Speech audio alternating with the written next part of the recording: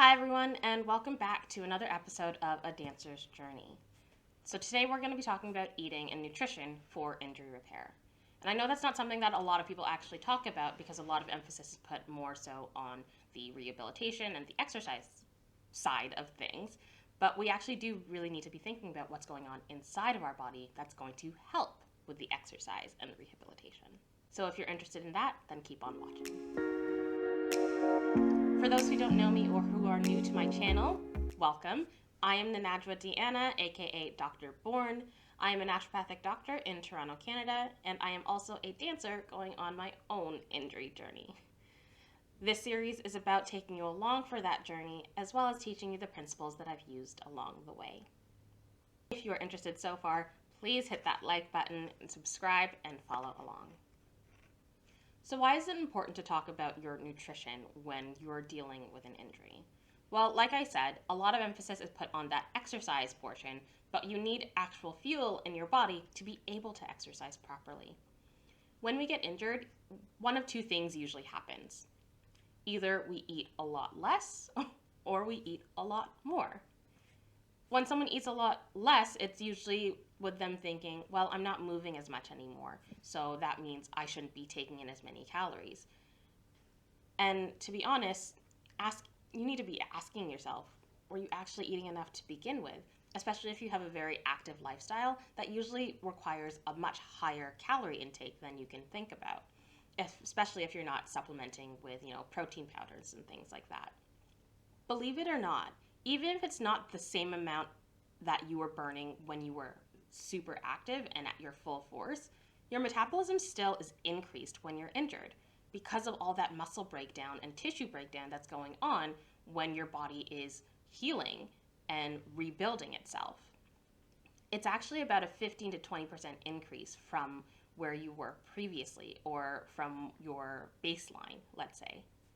So yes, keep eating those calories because your body needs it to rebuild that tissue that has been broken down from that injury. And let's be honest, for your activity level, were you really eating enough to begin with? Now, the second thing that might happen is we're not necessarily eating less, but we're still not eating the same. When we get injured, it usually comes with a lower mood. One, because we're not exercising and getting those endorphins that come with movement.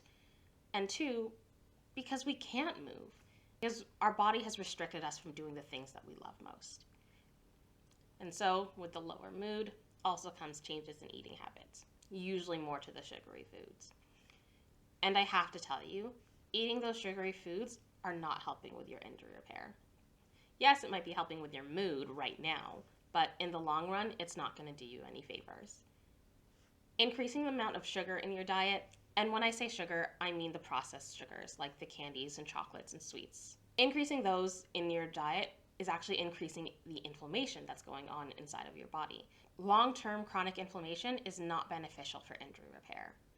Yes, in the short term, acute inflammation is necessary for blood flow to come to the areas and also to create those coagulation cascades that are important for injury repair.